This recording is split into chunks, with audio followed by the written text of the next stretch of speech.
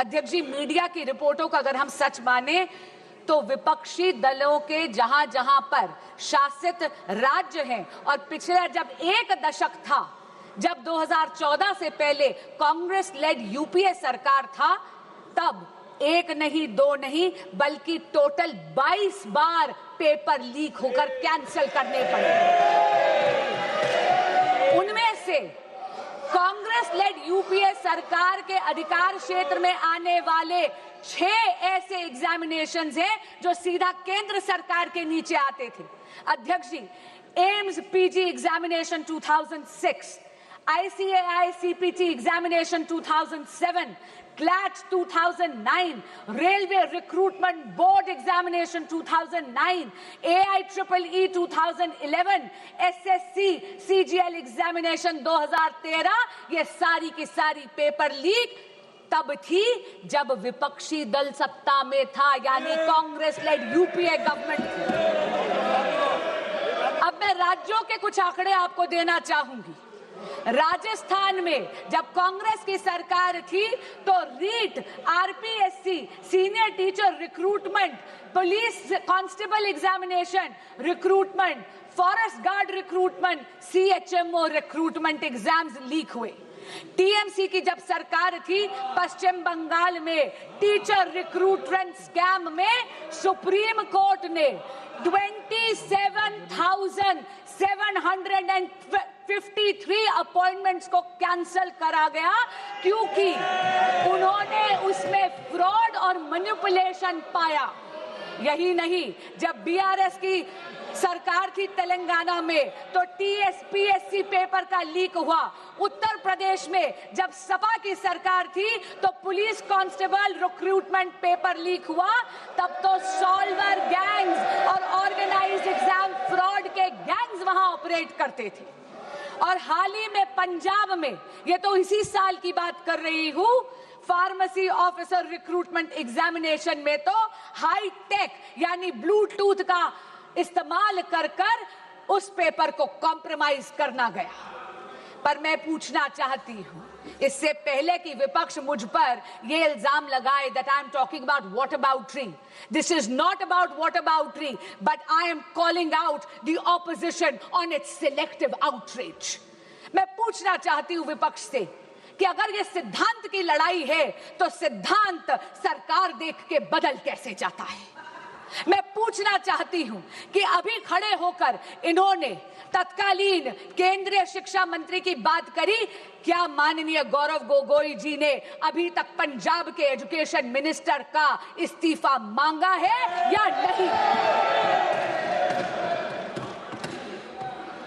यही बात नहीं है अध्यक्ष जी, एक सिंगल प्रोफेशनल टेस्टिंग एजेंसी की मांग पिछले 30 साल से इस देश में पेंडिंग थी।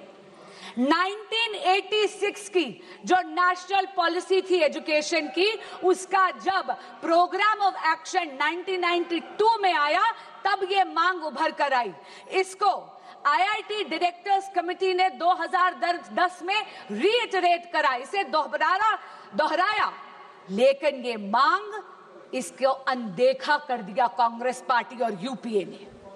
क्यों? क्योंकि उनको कोई फर्क नहीं पड़ रहा था कि इस देश के युवा का भविष्य कसौटी पर नहीं उखड़ रहा था। उनको कोई फर्क नहीं पड़ रहा था कि इस देश के युवा का भविष्य उसकी बलि दी जा रही थी।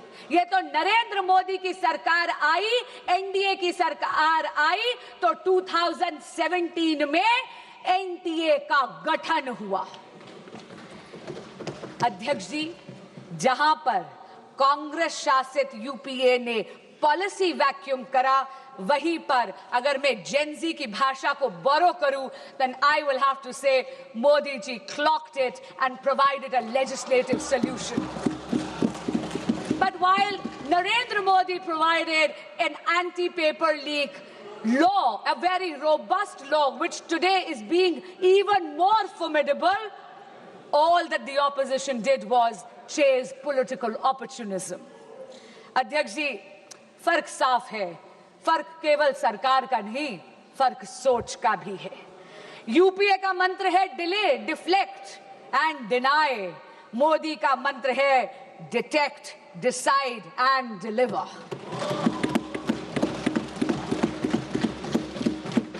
इनका ये रवैया देख के अध्यक्ष जी कवि दुष्यंत की दो पंक्तियां मुझे याद आती हैं। तुम्हारे पैरों के नीचे कोई जमीन नहीं है, तुम्हारे पैरों के नीचे कोई जमीन नहीं है, कमाल है कि फिर भी तुम्हें यकीन नहीं है। अध्यक्ष जी, अपनी वाणी को विराम देने से पहले मैं ये जरूर कहना चाहूंगी कि बात राजनीति की नहीं है, बात इस देश के युवाओं की है। और इस देश के युवाओं का भविष्य किसी भी राजनीतिक विचारधारा या दल की डिफरेंसेस से ऊपर है। और इसीलिए मैं यहां से इस सदन के पटल से हर प्रकार के एग्जामिनेशन माफिया को चेताना चाहूंगी कि आप इस सदन के संकल्प से बड़े नहीं हैं। और आज आपके माध्यम से अपील करना चाहूंगी विपक्ष के साथियों से और सदन के एक एक सदस्य से कि सर्वसम्मति से आज इस संशोधन को पारित करिए। अब ना कोई पेपर बिकेगा, ना किसी का सपना झुकेगा। जो युवाओं के भविष्य को लूटेगा वो सलाखों के पीछे रहेगा। जय जगन्नाथ। बहुत बहुत धन्यवाद। श्री अखिलेश यादव जी।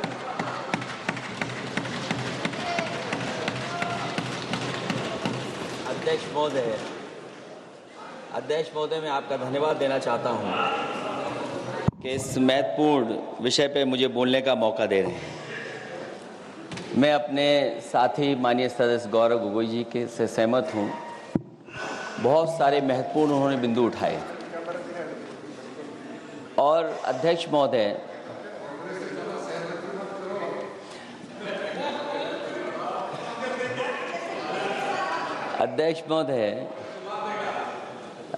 मुझसे ज़्यादा मेरे रिश्ते शायद हमारे विपक्ष के लोग ज़्यादा जान रहे हैं।